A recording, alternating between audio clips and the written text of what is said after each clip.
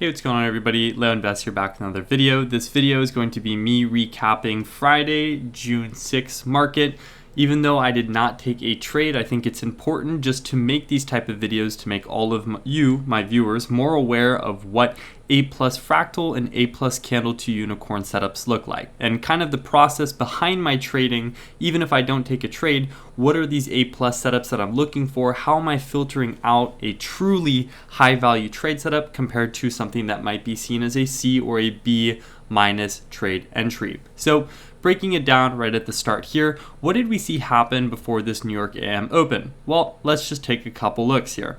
Well, we see that market opens up with this 8 o'clock. The Fractal Model formed a long signature down at this candle 2 sweep of this 7 a.m. sweeping this 6:30 low, causing a change in state of delivery before we had quite an accumulation phase before this 8:30 bullish leg up. Then we formed this 8 a.m. high before this 9 o'clock open on this hourly candle, and then we saw a continued expansion higher.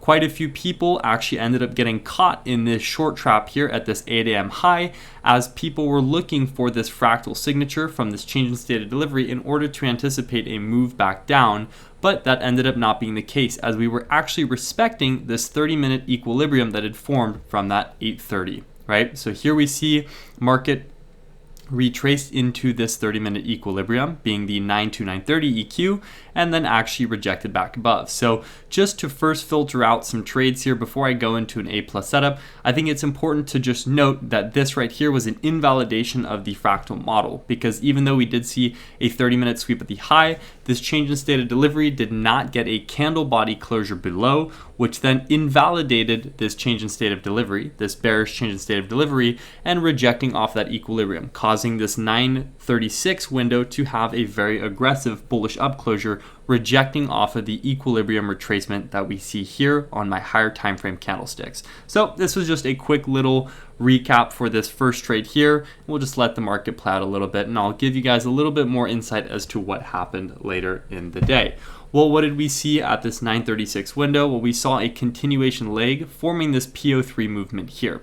We saw this hourly bullish closure into a 2-candle expansion before we saw market retest the next 30-minute equilibrium, being the 9:30 to 10 o'clock EQ, which we saw actually acted as a relatively good resistance level, as market rejected multiple times off of that EQ before we then see this, right?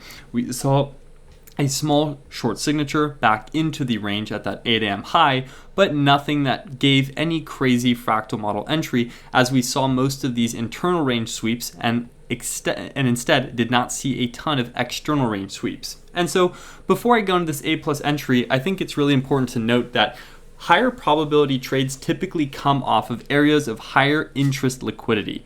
What do I mean by that? I mean sweeping higher time frame highs like hourlies, 4 hours and above. I also mean areas, with high inversions, as well as session highs like the New York AM in this example.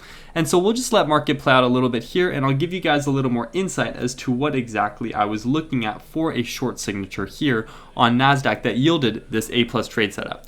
Well, what do we see with this New York AM that happened? The fractal formed a long signature back into this New York AM high, which didn't honestly yield a super crazy reaction, because the C2 sweep was actually a sweep that had happened inside of the range of this intraday move during New York. And even though, yes, this was a C2 sweep and we saw that we had a closure above this EQ as well, I would not be interested in entering a long position here, because there isn't a lot of room. Plus, I don't like to look for those internal range sweeps unless we are looking at some higher time frame fair value gap, inversion, etc. And so when I see these sweeps occur, especially this 1030 sweep of the 930 low here, I'm not really interested in any of these C2 signatures into these longs, especially after we had a PO3 hourly move higher into this New York AM. So what did we see happen next though at this 11 o'clock window? Well, if we look at NASDAQ here, there's a couple different layers of confluence that would have made me a lot more interested to take this trade setup for this short. And just to say once again, I did not take this trade, as I decided early in the market that Friday was going to be a no trade day for me, but here was something that I was looking at. And so when we see here, as I mentioned, even though this was a long signature with the fractal, I am not interested, as we saw intraday liquidity being swept, or internal range liquidity being swept, and not external range. But then at this 1106 candle, which is the new 30-minute form, once again, we are on the 3-minute and the 30-minute candle form, I'm interested in watching to see external range liquidity be swept before the fractal model forms a reversal signature or a short signature, which is what we saw happen here.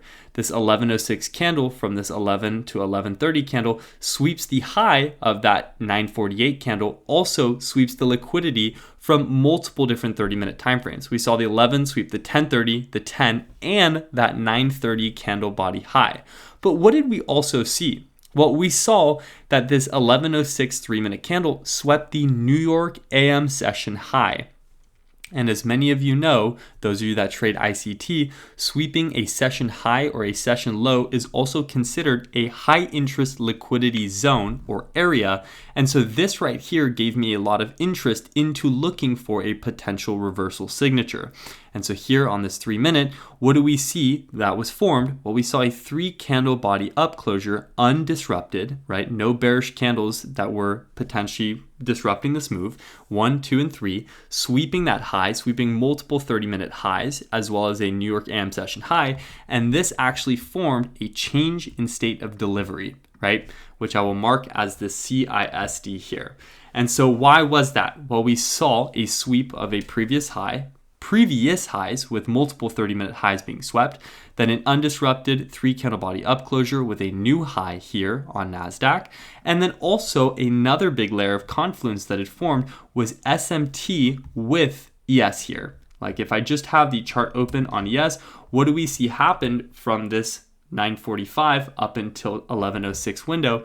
Well, exactly what you would think. We found SMT forming at these highs. So I'm just going to mark these out on the chart so you guys can visually see what I'm looking at here.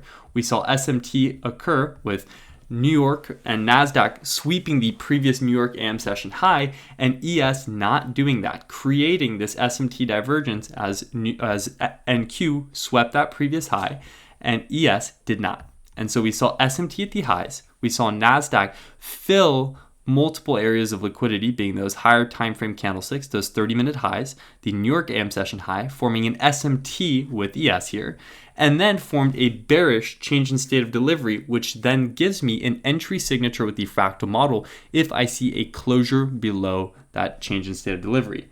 But then there's one more thing to note, because as I mentioned, this was an A+ candle to unicorn trade setup. And so with the traditional fractal, you would enter here on this change in state of delivery closure with your stop at that C2 high, or just a change in state of delivery high, which would have been the 61-point stop.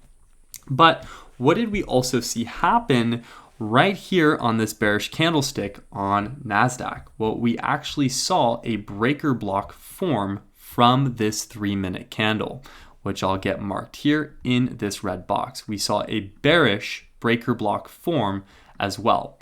And so here, the traditional fractal utilizes the higher time frame sweeps paired with a change in state of delivery, and the candle 2 unicorn utilizes the same base fractal model with a higher time frame sweep, as well as the change in state of delivery, but also the formation and closure below a breaker block, which is exactly what we see happen here on this trade. And so on this 3-minute time frame, what do we see happen? We see a closure below this change in state of delivery, as well as this 3-minute breaker block, this bearish breaker block that had formed, which now gives me an entry signature into these shorts.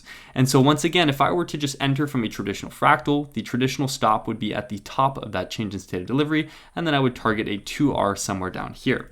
But when you utilize the candle to unicorn, and the one thing I really like about it is it uses the base knowledge of the fractal, but also keeps your stops a lot shorter. And so here I just put my stop, or I would have put my stop about a point to 3 points above that bearish breaker, just in case we decide to wick and reject off of the encroachment. And then I target a 2R on this trade.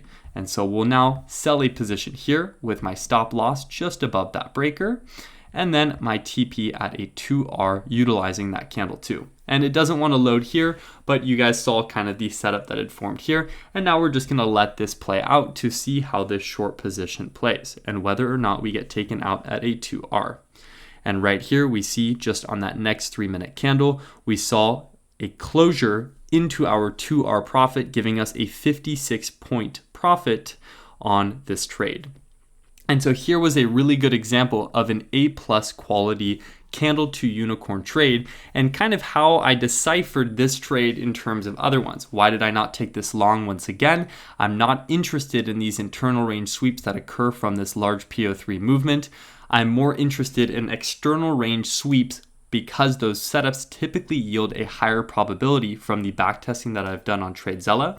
And so this 8 a.m. here as well, we respected that equilibrium, rejected off, and continued that PO3 movement higher.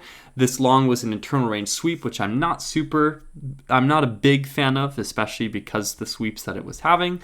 And then here we see that this candle to unicorn, which was based first off of that fractal change in state of delivery before that breaker formed, was the A+ setup of the day. As we created SMT at the highs with ES, we also swept the New York AM session high, and as I mentioned, session sweeps yield higher probability setups.